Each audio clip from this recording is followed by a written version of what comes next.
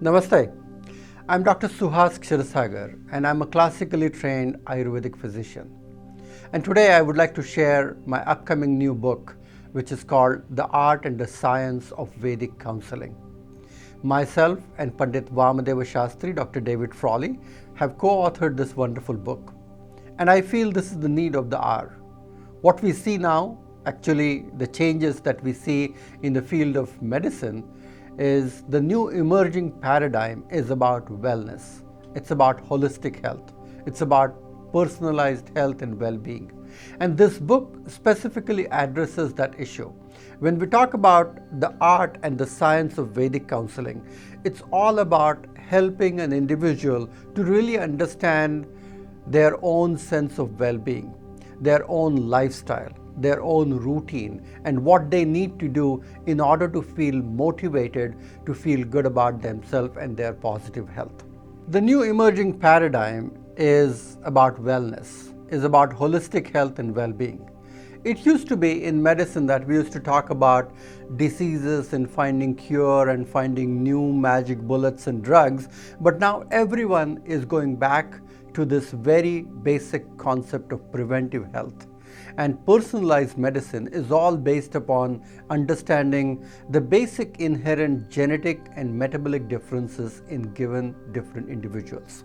When we talk about Ayurveda, when we talk about Vedic sciences, we try to classify and understand people who they are from their body type, from their planetary types, and really get a complete understanding about their mindset, about their understanding, about their thinking, their desire, their way of living, and how they deal with their emotions and how it affects their physiological functioning. So when we talk about the art and science of Vedic counseling, it is going back to that individual, holding their hands, listening to what they are telling you, understanding that from a point of view or from a perspective of a good friend, philosopher and guide. I think this is where medicine is going to really help these people motivate. So when we talk about people who are meditation teachers, who are yoga instructors, who are Ayurvedic practitioners, and when they integrate all these allied Vedic branches together in order to sit with their clients and talk about their life, that's what Ayurveda is all about. It is the science of life. And the counseling technique has to be life encompassing. You have to talk intelligently enough about their relationship, about their finances, their relationship with their job and the work atmosphere and spirituality.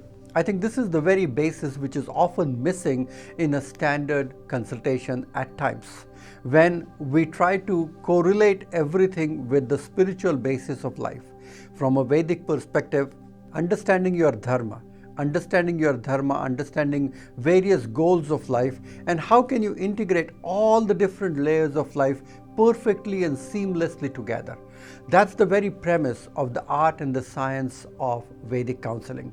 Pandit Vamadeva Shastri has done a lifetime work on integrating all the Vedic disciplines about yoga and Jyotish and Vastu and Mantra Shastra and Gandharva Veda and various different disciplines, including Rig Veda, where his work is all about understanding and decoding the message from this ancient literature. And what we have done is we have simplified this to all our clients, all our teachers, to really understand that how we can help and motivate people. It's all about cultivating healthy habits. It's if you can inspire them, motivate them to cultivate healthy habits and slowly improve. And there are some very simple things that it boils down to.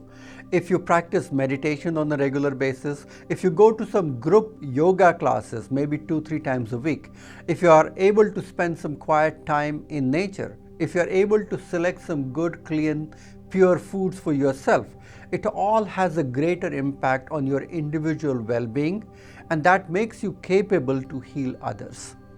When we talk about Vedic counseling, it is also a message for those people who are talking to others in terms of what they need to do for themselves in order to become a stronger magnet in this reaction. Your words, your speech, your actions, your touch, when you touch or feel their pulse, or when you talk to them, it should render a healing touch. It should render some healing message in your body language, in your persona, so that they feel uplifted. They feel motivated to go back and start some very simple things that you're telling them.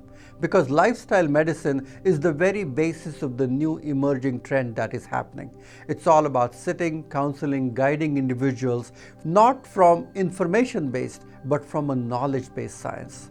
When you're practicing various Vedic discipline and understanding it properly, it'll make you a better healer. And more importantly, everything that you touch and recommend, whether it is food, diet, herbs, lifestyle changes, your words will attain a mantric quality. It will have an effect like a mantra where people will listen to you and they'll follow your guidelines. Even when you recommend certain food or certain herbs or herbal formulation, your innate energy will be able to convert the energy of the matter itself, where it will become suitable for that given individual at that given stage, whatever their imbalance is. So we are talking about a very interesting consciousness-based technique in which you are going to use it and integrate it for an effective counseling session. So I welcome all of you to enjoy the art and the science of Vedic counseling.